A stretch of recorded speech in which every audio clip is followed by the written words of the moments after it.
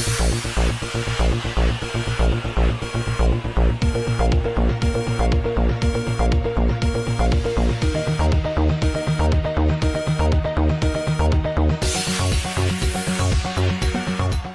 commission officer from Indian Army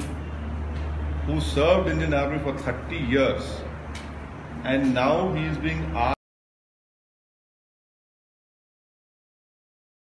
for any army man who has served this country honorably, that after 30 years of service he is being asked by the BJP Assam government to prove his nationality. And please remember that the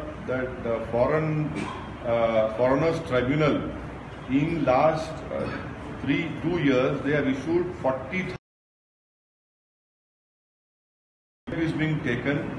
to demean people by asking them to show their nationality, citizenship. And the biggest example which has come to the public notice is of Azmal Haq, who after serving 30 years in an Indian Army is now being asked to prove citizenship. I hope that common sense will prevail on the BJP Assam government and they will stop